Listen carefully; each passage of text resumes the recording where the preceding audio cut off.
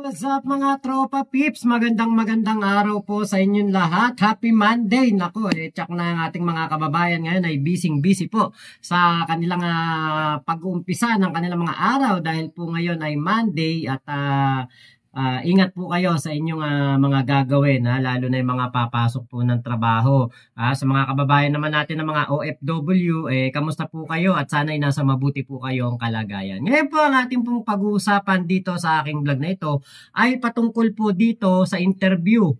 Nitong ewan ko ba, pero para sa akin bobo mag-interview itong si Maharlika.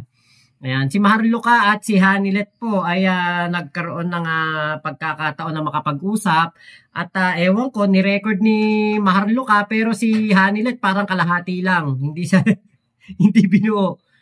Sa buong istorya, sa buong video na ating nakita ay kalahati lang si Hanilet. Hindi buo. So ewan ko, baka request ni Hanilet yan. Ngayon po, pakinggan po natin at re-reaction na natin. Hindi ko pwedeng ipakita yung video. Hindi ko, di ba, usually ako yung nagre-reaction, piniplay ko yung video, tapos saka ako magre-reaction. Pero ngayon po, papadinig ko lang sa inyo para hindi po tayo maka-copyright ni Maharlika. Eto. Kamusta naman po kayo nung nakita? Na-visit nyo si PRD, di ba? Pagdating niya doon sa namin, nagyakapan kami tatlo, tapos sabay kami ni Kitty kumanta ng happy birthday sa kanya. Dito si Kitty sa kabila, dito ako sa kabila, kasi kami kanta ng happy birthday. Yun, hindi po umiyak si PRD. Hindi. Kayo po. Ang sabi niya, tayo umiyak. Ako ba, medyo pa ako. Ano po yung sinabi ni former President PRD sa inyo? Sabi niya, kagaya ng sinabi niya kay DP, sabi niya, there will be a day, there will always be a day of reckoning. Tsaka sabi niya, actually, yung there's always a day of reckoning, eto na yung reckoning ni Digong, eto na yon. Yung tinatawag ni Digong, there's always a day for reckoning. Eto na po yung reckoning na nababagay kay Digong dahil nga po sa ginawa niyang napakadelikadong utos noong siya ang presidente. Psalms 91 verse 8, I will let you see with your own eyes the destruction and the punishment of the wicked. Ang ganda ng paanisa, Panginoon. So very positive. Aba, mukhang nagbabasa na ng Bible si Digong. Natuto na magbasa ng Bible Ang tatay Digong nyo. Boring na siguro, inip na no. May mga Bible verse pang nalalaman no. Ganyan talaga alam nyo, sabi nga, di ba, nasa huli ang pagsisisi. At tingin ko, nagsisisi na siguro si Digong. Lang biro mo, ikaw, birthday mo. Sa halip na kasama mo pamilya mo, kasama mo, gwardiya ng ICC. Ito pa, play pa natin. Tapos, sabay kami ni Kitty kumanta ng happy birthday sa kanya, President PRD sa inyo. Sabi niya, kaya nang sinabi niya kay DP, sabi niya, there will be a day, there will always be a day of reckoning. Tsaka sabi niya, kinote niya nga sa Psalms 91 verse 8, I will let you see with your own eyes the destruction and the punishment of the wicked. Ang ganda ng paanisa, Panginoon. So very positive po si PRD. Parang gusto ko i-play yung yung video ni Digong, sabi ni Digong, who is this stupid guy? Nakakawala ng bilib. Ako? Diyos nyo? Papa ako sa krus? Naku, ang sarap i-play. Yung parang pinaka-importante mensahe niya sa inyo nung tayo na nag-visit sa kanya? Kinwentuhan ko kasi siya kung ano nangyari sa labas. Sabi ko, ikaw na ayaw mong ipaalam, ayaw mong paistorbo tuwing birthday mo. Narinig ko ka na ngayon buong mundo ang nagsa-celebrate ng birthday. Yan ang birthday niya. So, actually, i-correct lang natin, hindi po buong mundo yung nagse-celebrate ng birthday ni Digong. Kami nga, hindi nga namin sinelebrate birthday niyang matanda na yan Diba? Hindi po lahat, diba? Hindi buong mundo. Kasi kapag sinabi mong buong mundo, yung lahat ng populasyon sa mundo nagse-celebrate ng birthday ni Digong. Ultimo si Trump. Ultimo si Biden. nagse-celebrate ng birthday niya. Ultimo si Bruno Mars. Ultimo mga sikat na Hollywood star. Nagse-celebrate ng birthday ni Digong. Hindi po. Yung mga utu-utu lang na DDS ang nagse-celebrate ng birthday ni Digong. Nagbanggit pa siya na, like personal messages sa Pilipino, mga kababayan natin. Sabi niya, salamat sa suporta at sa pagmamahal. As usual, sabi niya, mahal niya ang lahat ng mga Pilipino sa buong mundo, sa Pilipinas at sa labas ng bansa. Sa anong parte ng bansa, mahal niya. Yun naman talaga Ibis na ng presidente siya. Mas kinahal pa nga niya ang Pilipino. At ang Pilipinas. So, ako po talagang nag-travel din ako para ma-witness talaga namin yung Ayun. Mahal ni Digong lahat ng Pilipino. Bakit? Biruin mo tayo magbabayad ng inutang niyang 7 trilyon. Kung noong 2005, hindi pa pinapanganak ang bata, nasa sinapupunan pa lang ng magulang, meron nang babayarang 45,000 na utang. Dahil nga po sa laki ng utang ng ating bansa sa labas. Ngayon, nung si Digong na po ang presidente, after ng kanyang pamumuno, kailangan na pong magbayad ng isang bata na hindi pa pinapanganak ay may utang na po na more than 100,000 pesos. Ganun po kalaki ang inangat ng utang ng Pilipinas na hindi pa pinapanganak yung bata, may kailangan na siyang bayaran na 100,000 pesos plus. Parang 130 or 140 plus. Imaginin mo yun. Di ba? Hindi, wala kang kamuwang-muwang. Hindi ka pa man lang natututong maglakad. May utang ka na. Play pa natin. Yun nga, yung pang-affect sa family ninyo. At lalo kay Pangulong Duterte. Ipakita din naman namin ng libo-libo, million tao talaga ang nag-support sa inyo. Pero ako po, ay bilang isang just an ordinary citizen, marami din lumalapit kasi sa akin ng mga tao. Minsan, nag-pretend na they are connected with you. Yun lang yung yung hindi maganda. May mga tao na sinasamantala po ang pagkakataon para makapambudol pa. Biruin nyo, meron pa mga Pilipino dyan sa dahig na nagtatangka na budulin ang pamilya Duterte. Paano nyo mabubudol ang mga Duterte? Kayo naman, ito naman mga Pilipino to. Ang dami-daming mambubudol, ang dami-daming bubudulin, pamilya pa ni Digong o si Digong pa bubudulin nyo. Paano nyo mabubudol si Digong? Si Digong nga, ang pinakamalaking budol sa kasaysayan ng Pilipinas. Kaya talaga mga Pilipino kayo iba na lang budulin nyo, wag na si Digong. Or, I don't know, may mga kahapon sa ground, nandun ako, may mga pinaparating sa akin na mga information na may mga taong nangihingi ng tulong in behalf of your family. Inaalaw niyo po ba yun? Hindi. Ayun meron daw po nanghihingi ng tulong in behalf of the family Duterte daw. Nako, bakit ganun? Bakit may mga ganyan paano? Pero ako sigurado ako, hindi nyo mabubudol si Digong, hindi nyo mabubudol ang pamilya Duterte. Pakiusap ko lang, kung sino man kayo, huwag niyong gamitin ang pagkakataong ito, ang trahedya namin.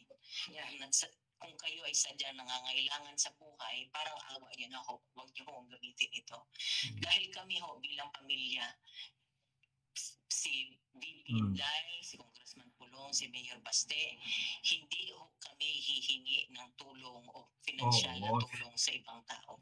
Kami kung kinakailangan namin umutang, yun ay gagawin namin. Merong nagkwento sa akin, maraming lumalapit kasi alam nila, desperado kami, di ba? Yeah. Lumalapit sila na ganyan. Sabi ko, kung kaya mong gawin, bakit hindi mo na lang gawin? Bakit, maraming mga kwento, mga story. Kasi kung kaya mong gawin, gawin mo na lang. Yun ang ko. So pakiusap ka lang, yun yan ang content doon sa mga pagbati ng mga tao. So kasi, kami mga nurse pa lang nagtatak. Yun. So, wag na kayong magtangka na utakan pa ang mga Duterte. Kamusta naman po kayo nung nakita? Okay, pala. Wag na kayo magtangka na utakan ang mga Duterte at hindi daw po sila nagsosolicit. Sa totoo lang ako, nagulat nga ako sa sinabi na ito ni Hanilet dahil hindi daw sila magsosolicit. Siguro marami na nga talaga kasi silang pera. Sabi nga ni Digong, di ba, meron siyang 5 bilyon sa bangko. Mayaman daw ang kanyang mga asawa. Yung dalawang naging asawa niya, mayaman daw. At sinabi din ni Digong na marami na siyang nakurakot noon. Pero ubos na. Ngayon, di ba merong issue dito kay Pulong, around 51 billion ba yon in 3 years na na-accumulate niya mula sa DPWH project. Parang flood control program. Tapos, meron din tayong nabalitaan noon na si Sara Duterte ay napakaraming nasukbit na pera daw po mula sa gobyerno, mula sa pondo ng DepEd. Diba? Yan yung mga nababalitaan natin noon. Kaya, tingin ko talagang hindi na kailangang mag-solicit ng pamilya Duterte. Ngayon, ang pinagtataka lang natin, si Sara Duterte ay humihingi ng tulong sa ICC para sa legal aid. Legal aid. Yan po yung kumbaga ang ICC po kapag hindi kayang magbayad ng abogado ang isang akusado ay tumutulong po sila sa usaping pinansyal. Kaya lang kapag daw po ikaw ay lalapit para sa legal aid, diyan po sa ICC kailangang imbestigahan ang inyong pera ng isang tao. So, pera ni Digong iimbestigahan. Papayag kaya si Sara Duterte na maimbestigahan ang pera ng kanyang ama? Papayag kaya si Digong na ma-open ang kanyang mga bank accounts? Sabi nga nitong si Trillanes, di ba, napakarami pong pera sa bangko ni Digong. Kaya nga nagalit itong si Digong, di ba, nung pinag-uusapan na tungkol sa pera niya sa bangko, nabanggit niya nga na nakapag-accumulate siya ng nasa 5 bilyon. Pero kahit anong gawin nating kwenta, sa sahod ng presidente, sa sahod ng mayor, sa sahod ng congressman, sa sahod ng prosecutor, parang mahirap yatang kwentahin na aabot ng 5 bilyon ang pera ni Digong sa bangko. So dyan po sa sinasabi ni Hanilet na hindi sila nagsosolicit, tingin ko nga baka ngayon hindi sila nagsosolicit. Pero kung tatagal ng 10 taon ng kaso ni Digong at kailangan nila magbayad kay Kaufman ng nasa 140 million buwan-buwan, kapag ito abogado pa rin nila si Kaufman hanggang after 10 years, hanggang 2035, sus Mariosep, ibig sabihin ganun pala talaga karami pera ng mga Duterte. Natulong sa ibang tao. Kami kung kinakailangan namin umutang, yun ho ay gagawin namin. Merong nagkwento sa akin, maraming lumalapit kasi alam nila, desperado kami, di ba? Yeah. Lumalapit sila na ganyan. Sabi ko, kung kaya mong gawin, bakit hindi mo na lang gawin? Bakit, maraming mga kwento, mga storya. Sige, kung kaya mong gawin, gawin mo na lang. Yun ang ko. So pakiusap ka lang, yun yan ang content doon sa mga pagbati ng mga tao. So kasi, kami mga nurse pa lang nagtatanggap. Ang alam ko parang may mga nagbo-volunteer dito sa Dahig. Pero may mga nagtatanggap din pala ng mga nurse. Alam mo, ang nangyari niyan, siyempre ako nurse, registered nurse ako. Yeah. So, kinontak ko na sa pag alis pa lang nila, kumontak na ako yung sa PRC sa Davao. Okay. Sabi ko, tulungan mo ako makahanap ng nurse doon. Dito. Sabi ko, whatever na i-remit, wire transfer ang sweldo niya papunta dito. Siya nakakontak ako, nanawagan ko, ma'am, ganito. It turned out, wala lahat, bawal lahat. Ultimo yung nurse na personal nurse niya na before siya tumakbo ng presidente na in-interview ko. Kasi mabuting tao yun, mapagkatiwalaan mo talaga. When it comes sa pera, mapagkatiwalaan mo. Hindi pinasama. Kaya nga, nung tinawagan ko na, alam ko nakalanding na, tinawagan ko siya, nag-iyakan kami, ma'am, hindi kami pinasama. Yun ang So, yun, kami nga para lang mapaano ko sa inyo na ang pamilya namin hindi ho Ayan. So, meron daw po mga personal nurse na pinasama para kay Digong, pero hindi daw po ito pinasama doon sa ICC. Hindi kasi tayo ang masusunod sa ICC. Iba po ang ICC, hindi po yan pwedeng diktahan, hindi mo yan pwedeng utusan, hindi mo pwedeng sabihin na ito ang nararapat kay Digong, ito ang dapat gawin nyo kay Digong, ito ang taong magbabantay kay Digong, ito ang taong magpapakain kay Digong, ito ang taong makakasama ni Digong. Hindi po ganon. At sigurado ko na ang ICC po ay napakarami. Napakarami pong mga nurse na magagaling, mga doktor na magagaling. Hindi po manganganib si Digong doon sa ICC, hindi siya maagrabyado doon, hindi siya mapapahamak. At bagkus, sabi-sabi nga po, baka mas humaba pa buhay ni Digong doon sa ICC. Mas magiging mabuti pa ngayon ang kalagayan ng kanyang kalusugan doon sa ICC kaysa kung nanatili siya dito sa Pilipinas. Kasi dito sa Pilipinas, stress sa pangangampanya, kailangan bumiyahe para samahan ng kanyang mga senatoriables. Diba? At least ngayon, si Digong ay mapapahinga. Nakakatulog nga daw ng mahaba. Nutritionist pa ang naghahanda ng kanyang mga pagkain. Talagang syempre sa una, maninibago si Digong. Syempre, hindi mga Pilipino food yun Diba? Pero sa tagal-tagal, kailangan niya ding kumain at kainin yung mga inihahain sa kanya na pagkain doon. At yung mga nurse, hindi dapat problemahin Sa tingin ko, hindi dapat problemahin. Yung mga taga dito nga sa Pilipinas, di ba, yung mga mayayaman, pumupunta ng Europe, pumupunta ng Amerika, ng Canada, para sa napakagandang healthcare ng mga ibang bansa. Tapos, alalahanin mo ang health ni Digong sa dahig, sa ICC. Hindi dapat alalahanin kasi mas maganda ang healthcare facility, ang mga health program doon sa ibang bansa kaysa dito sa Pilipinas. Hihingi o magsusolicit sa inyo ng kahit na anong financial na tulong. Kami nga ni Bibi Inday nagtutulakan. Nung nasa Davao pa ako, sinabihan ko na si Inday. Sabi ko, bigyan mo ako ng padala ko. Paano ko ipadala? Hanggang ngayon, hindi niya ako sinasagot. Ayun. Hanggang ngayon daw po hindi sinasagot ni BP Sara. Itong si Hanilet. Ano yun? Hindi sila nagkakaroon ng usapan.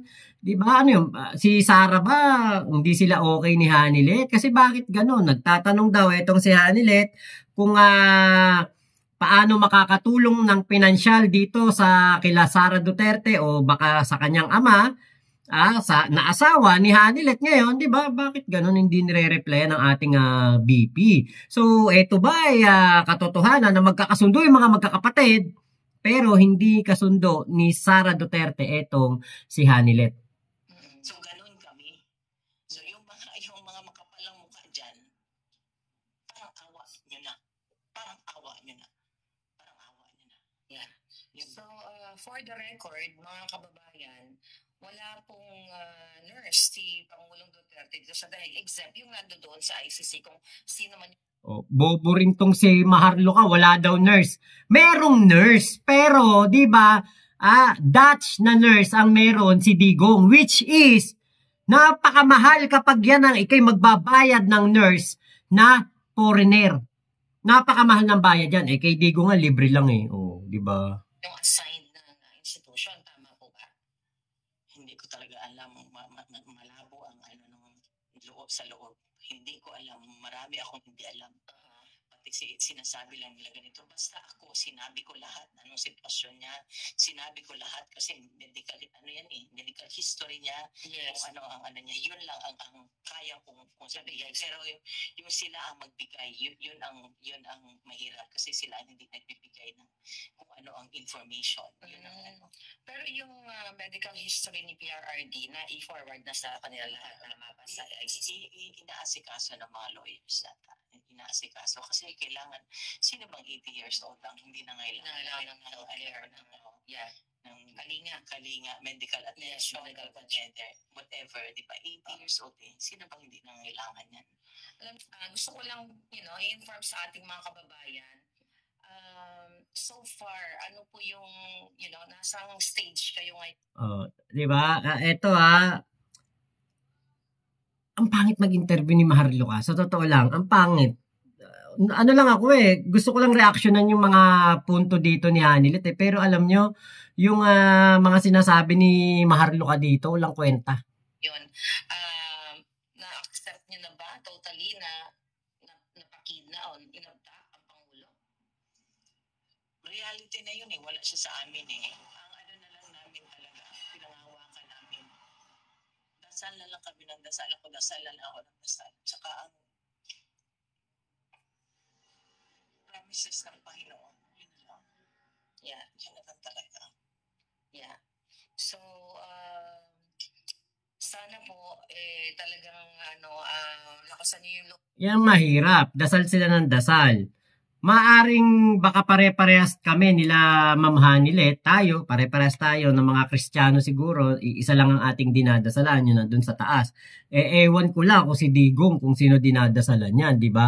So kung nagdadasal ka dun sa taas, tapos ang pinupuri naman ni Digong ay yung nasa ilalim ng lupa, paano masasagot ang mga panalangin, di ba?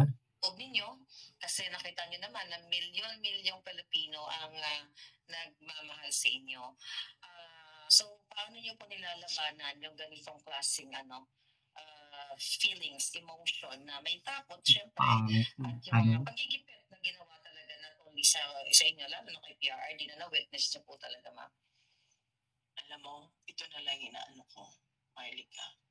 Tao lang sila, may Diyos kami. Yeah, may Diyos kami. Yeah, tao lang sila, may Diyos tayo na nagbabantay at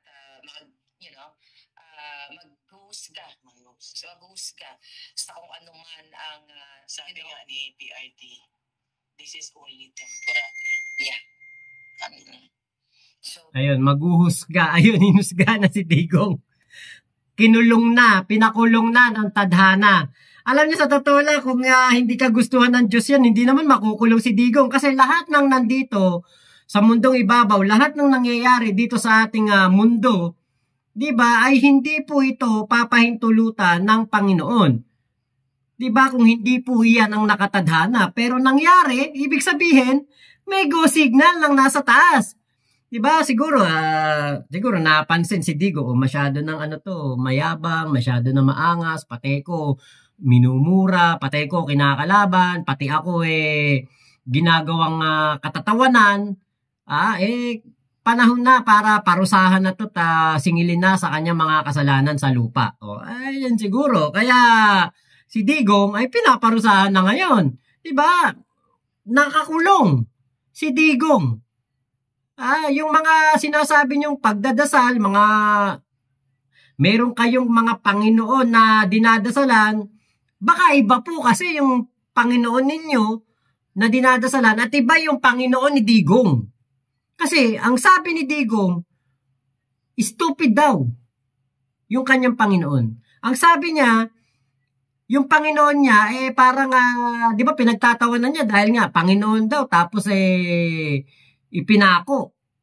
Di ba? Ginawa niyang katatawanan. So, hindi yung Panginoon na natin na nasa taas, na kinikilala nating Diyos. Hindi yun ang tingin ko na Panginoon ni Digong.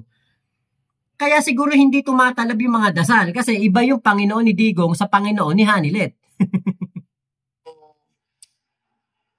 hope talagang mapauwi na natin si PRRD. So yung mga lawyers naman, ginagawa naman nila yung dapat nilang gawin.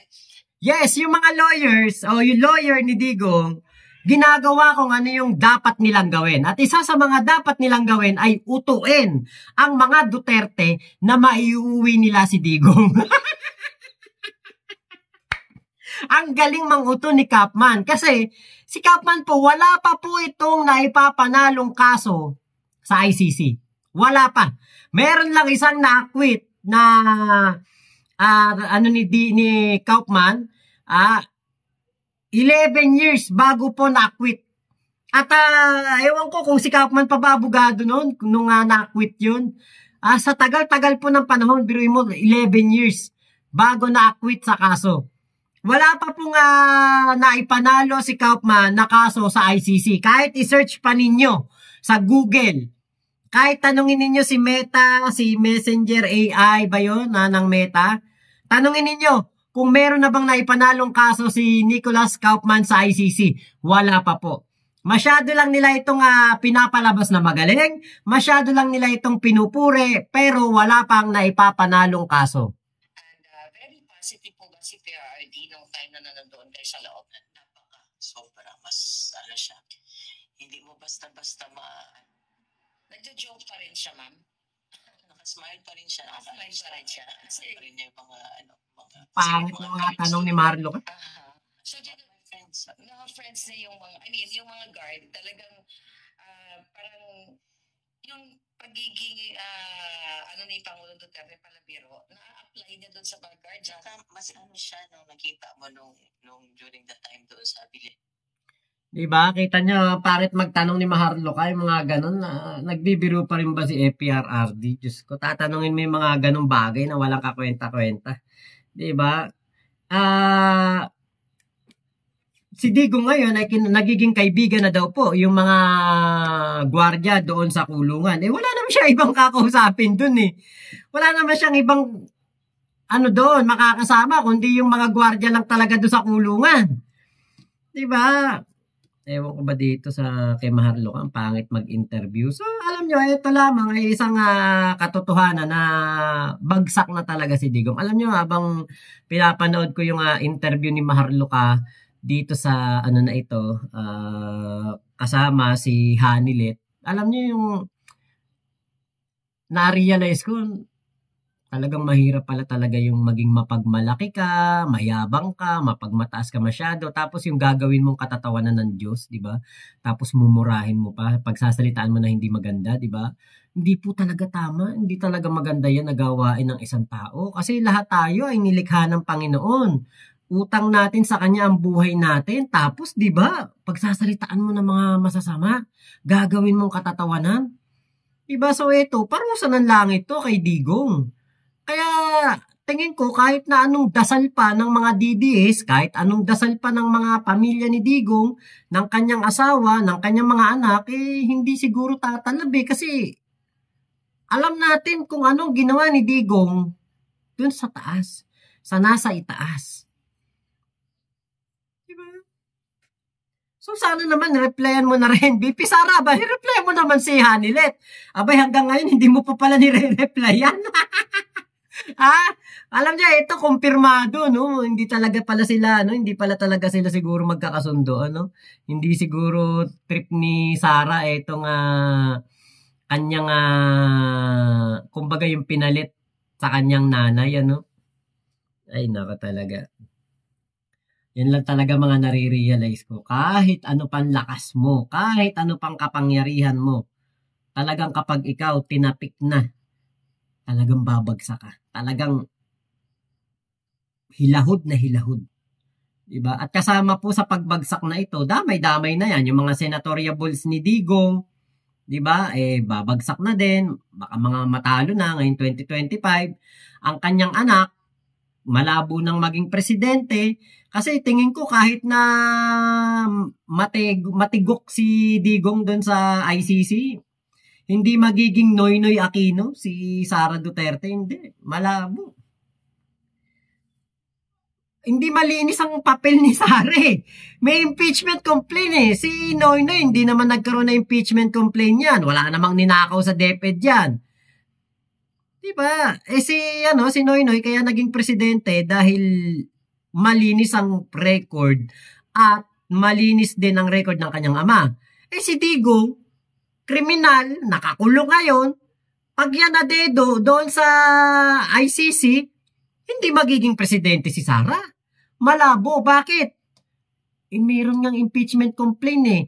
DepEd secretary pa nga lang, nagnanakaw na, di lalo na pag naging presidente yan, di ba? Kaya hindi po yan boboto ng mga Pilipino. Hindi po yan ipapanalo ng ating mga kababayan. Ayaw ng mga Pilipino sa kurakot.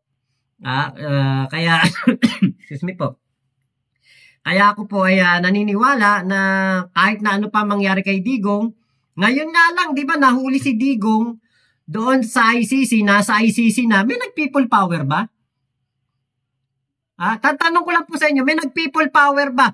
Meron bang sumama sa mga panawagan ng mga vlogger na pumunta na sa EDSA? Liwasang Bonifacio nga lang, di nila mapuno eh. Diba kaya parang napakalabo po na maging presidente si Sara dahil dapat ngayon, di ba kasabay ng kanyang birthday, oo, nagkaroon ng maraming tao doon sa Davao. Nakita ko yun yung sa Davao. Eto, nakita ko to sa Davao. Yan. Daming di ba? Daming tao sa Davao. Punong-puno yung isang kalsada roon o basta yung lugar doon. Daming tao, talagang napakarami. Ang sabi nasa 650,000 o 600,000 daw po. Meron naman ako nabasa, sabi 100,000 lang daw yung tao na yon. Hindi ko alam kung ano yung totoong bilang pero hanapin ko sa mga susunod nating vlog, sabihin ko yung kung ilan talaga yung pumunta na tao doon sa birthday ni Digong, yung rally nila.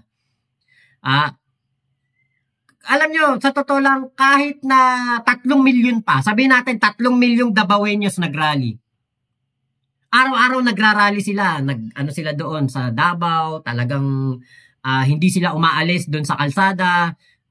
Diyan talaga sila natutulog, talagang rally sila hanggang nakakulong si Duterte. Let's say, 1 buwan na mag-rally, 3 milyong Davaoeños. Kahit na sabihin mong 10 milyon pang Davaoeños, 10 milyon na. O kaya gawin na nating 30 million Davaoeños o Davao region nagwelga doon sa Davao. Ganun na karami, 30 million na. Isagad na natin yung halos mga bumoto daw kay Sara at kay PBBM. Walang kwenta. Walang mangyayari. Hindi mababago. Mag-rally man sila, yung 30 million na yon doon sa Davao, pagising nila si PBBM pa rin ang presidente. Mag-rally man sila ng 1 linggo dyan, 1 buwan, 1 taon, paggising nila kinabukasan si PBBM pa rin ang presidente. Bakit? Bakit si PBBM pa rin ang presidente? Kasi hindi nila mate-take over o mapapatalsik ang Pangulo doon sa Davao. Ang seat of power ay nasa Metro Manila, nasa Malacanang. Kahit na 1 taon silang mag-rally dyan sa Davao, hindi maapektuhan ng Maynila. Sila lang ang babagsak ang ekonomiya nila dyan sa Davao. Sila ang maapektuhan. Mga trabaho nila, mga negosyo dyan maapektuhan. Pero Maynila, Malacanang, wala. Walang mangyayari. Pagising nila araw-araw, si PBBM pa rin ang presidente. Diba, ito nga po yung kumbaga pinaka-climax Actually, ito yung pinaka-climax ng anti-BBM rally o pro-Duterte rally. Ito yung pinaka-climax Ito yung kumbaga makikita natin na talagang kung gaano talaga karami ang sumusuporta kay Digong. Pero may nagrally po ba sa EDSA? Napuno ba yung EDSA Shrine? Napuno ba yung EDSA Monument? Liwasang Bonifacio nga hindi nila mapuno di ba? So ibig sabihin, ganun na lang po kakonti ang sumusuporta kay Digong.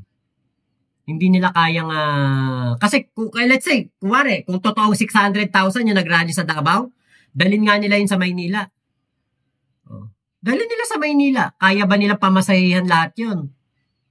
Yung nagrally na yun sa Davao. Kaya ba nilang mabigyan ng pangkain yun doon sa Maynila? Kaya ba nilang bigyan ng mga hotel yun sa Maynila? At doon magrarally sa EDSA? Di ba hindi nila kaya?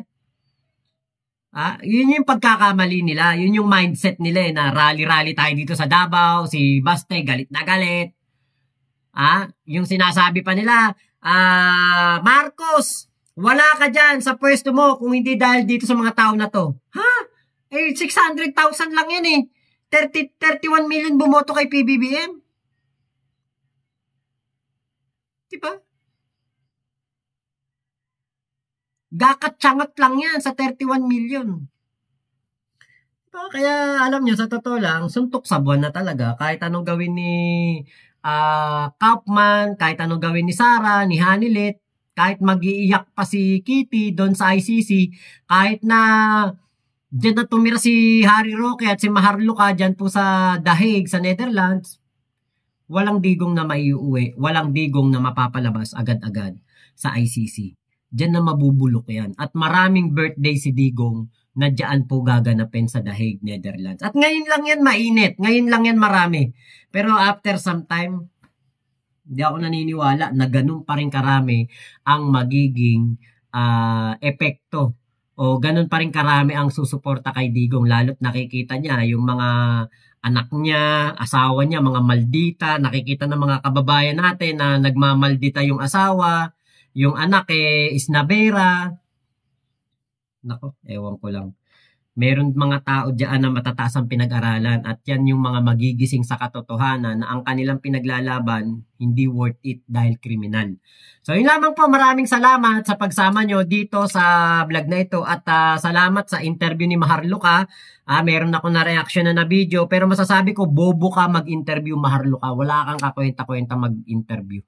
So yun lamang po, ingat po kayo. Momo chup chup, love you, God bless us all Pilipinas. God first, bye bye po, salamat.